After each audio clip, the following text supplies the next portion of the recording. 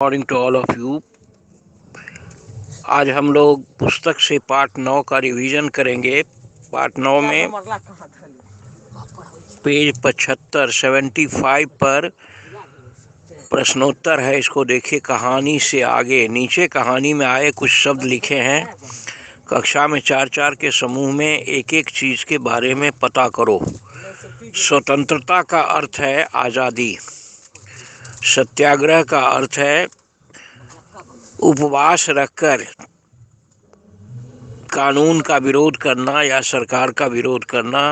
ये काम गांधी जी करते थे। खादी का अर्थ है सूती कपड़ा और चरखा का अर्थ है लकड़ी की मशीन जिस पर सूत काटते हैं।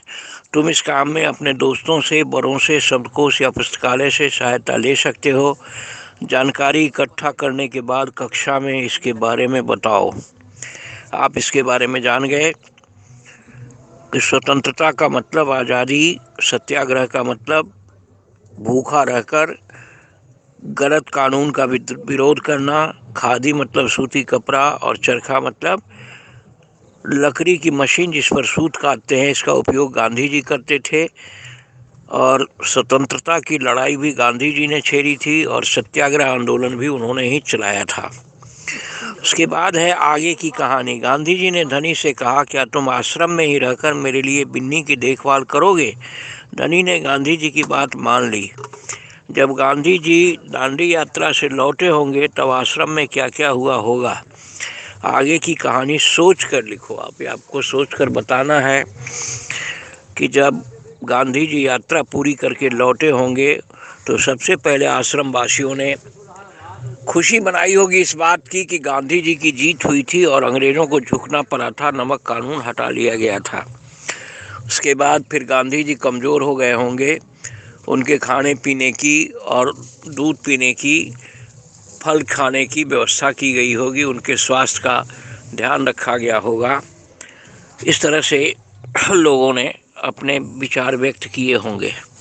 उसके नीचे है कहानी से। धनी ने गांधी जी से सुबह के समय बात करना क्यों ठीक समझा होगा। गांधी जी हरदम व्यस्त रहते थे। आश्रम में कोई ना कोई उनके पास आता जाता रहता था, उनके पास बैठकर बातें करता रहता था।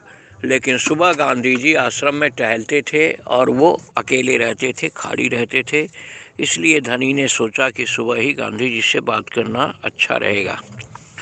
धनी बिन्नी की देखभाल कैसे करता था। बिन्नी बकरी थी। धनी उसको चारा खिलाता, पानी पिलाता, घुमाता और उसकी देखभाल करता था। धनी को यह कैसे महसूस हुआ होगा कि आश्रम में कोई योजना बनाई जा रही है। जब धनी ने देखा कि गांधी जी के पास बहुत सारे लोग आकर बैठते हैं, बातें करते हैं और चले जाते हैं, उसको कोई कुछ नहीं बताता था। फिर भी उसने सोचा कि गांधी जी कोई न कोई बड़ी योजना आश्रम में बना रहे हैं। पेज पलटिए 76 पर देखिए कहानी और तुम। धनी यात्रा पर जाने के लिए उत्सुक क्यों था। धनी यात्रा पर जाने के लिए उत्सुक इसलिए था कि वह जानना चाहता था कि वहां जाकर गांधी जी क्या करेंगे और क्या योजना है, वहां पर क्या काम होगा, कैसे लोग होंगे, कैसी जगह होगी, उसको धनी देखना चाहता था।